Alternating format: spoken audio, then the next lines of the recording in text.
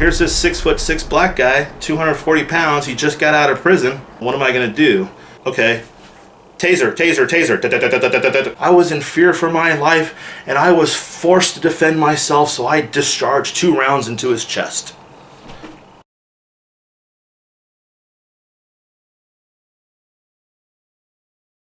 I think we have a messed up criminal justice system, and if we're talking about racism, I think it comes in the criminal justice system and not the everyday street cop. I truly believe that. And what's about like accidents when African Americans or anyone else were shot by a police officer? That's an interesting question too. And this is what I believe from what I've seen, and I've conferred with many of my veteran officers, because there was a period of time, like especially the last 7 years of my career in Pasadena, I would hear about these shootings or be part of the shooting, or I was a union rep. I was one of our directors on our union board, and we were the ones that these officers would come to get attorneys to protect them after they gone in a shooting or an incident. And they would share with us what happened, and I would look at some of these young cops, I'm like, did you really have to shoot in that situation? Because I look back to my career in Pomona, which was a very violent place with violent dudes and a lot of guns. I could have probably shot somebody every week if I shot what that guy just did. And I think the problem is they're not hiring the right people anymore.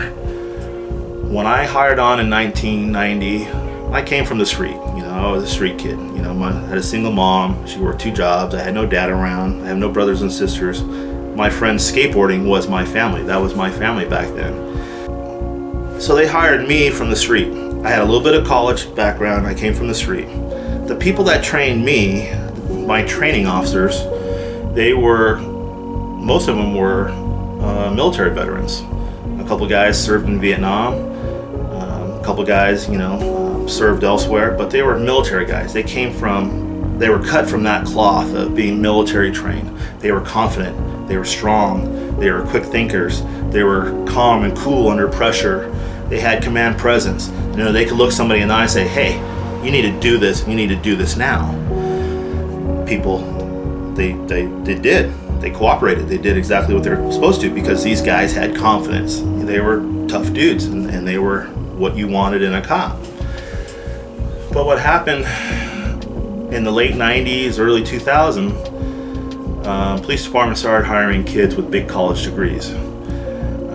Because when the American education system started failing producing jobs for these kids who have $25,000, $30,000, $40,000 worth of college debt, and now they're looking for a job to pay off their debt. And so they're flipping through the classifieds and they say, oh, police officer, $100,000 a year plus benefits, a retirement plan?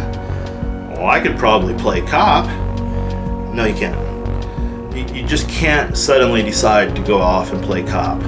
So these college kids, you think about a college kid who's got a big degree, a bachelor's, or heavens forbid they have a master's degree and they can't find a job and they want to become a cop. These are professional students. These are kids who've been in high school learning and doing really good their entire time. They focus on their education. They don't focus on sports. They don't focus on skateboarding or surfing or anything other than that. They focus on their education. Then they get accepted into good colleges. They get in the Cal State system or the UC system, or hopefully even better, they get an Ivy League education, which I actually worked with somebody who actually went to Harvard and became a street cop. I'm sorry, but if I send my kid to Harvard College and becomes a street cop, I'm going to be very disappointed, because I got a high school education and I'm making the same amount of money as somebody with a Harvard law degree. Something's wrong here. Good dude, but wrong profession. And so now after they get out of high school and they go into college, you got 4 more years of college and you're a professional student. And they don't have any life experience. Go meet a 25-year-old who just came out of college and have a conversation with them. They don't have any life experience. They're super smart. They can take a test. They can write a really neat, report or story. They're really articulate. They're super smart. But they don't know how to talk to people because they've been behind the desks their entire time. You don't learn how to talk to people and become social sitting behind a desk. And they don't really get into anything in life. They don't fall down, they don't get hurt, they don't get their knees scraped up, they don't get in a fist fight, they don't get in situations where they've ever had to put their life on the line, or protect themselves or defend themselves. So they decide to apply to be a cop with no life experience. They go through the academy, they're taught how to use all these tools on the bat belt, the baton, the taser, the pepper spray, the gun, the handcuffs, the expandable batons, and whatever new technologies they have out there. And so when they hit the streets, police work is not about just handcuffing people or shooting people. It's about problem solving. You're going into people's homes and settling their domestic dispute.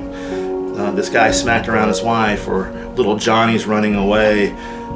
You need to talk to these people. You need to be able to articulate certain things. You need to be able to explain the law to them.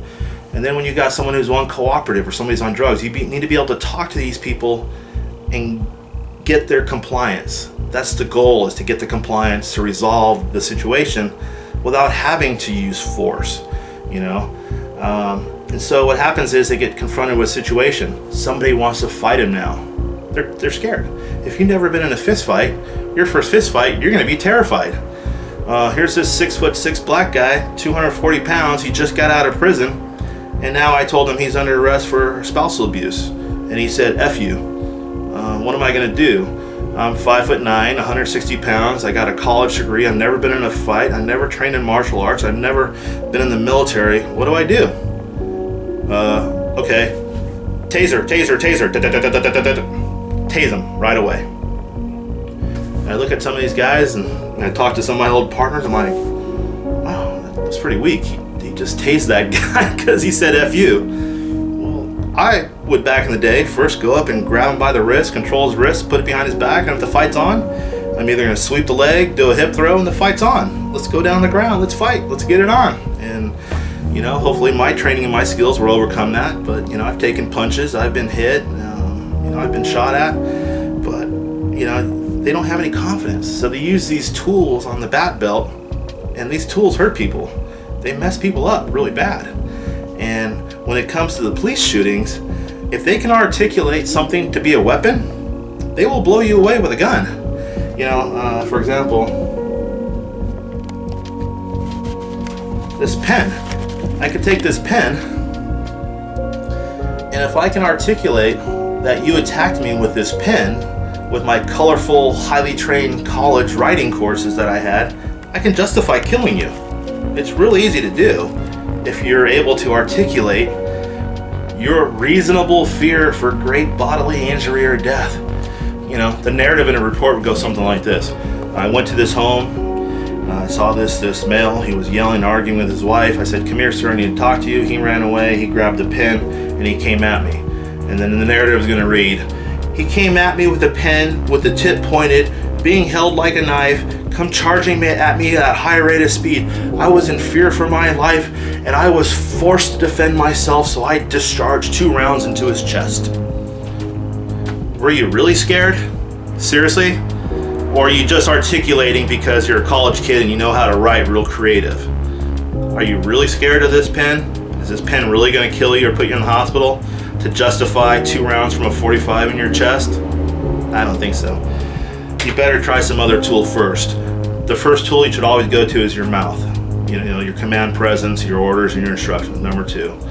If it's a weapon, something like that, you know what? I'm going to knock that pen out of your hand so hard with my baton, but you know what? I'm not going to take your life over it. And that's what's happening right now is these kids in law enforcement, I hate to call them kids, but they're all the 20-something-year-olds, a little bit older than millennial, but not over 30 and no experience yet. They don't get dirty. They don't get in fights. They use tools, You verbally uncooperate, you're going to get tased. You have anything I can describe as a weapon, you're going to get shot. My generation of cop, we were efficient using our wooden batons. We were really good at it. The department I worked in Pomona, they trained us time and time again how to use baton. We weren't cracking people upside the heads or putting them in the hospital. You hit them on the elbow, you hit them on the wrist, you hit them on the knee. Problem solved, man, if you do it right. But these kids these days, the young cop, they don't know what to do. They use their guns, they use their taser, and sad.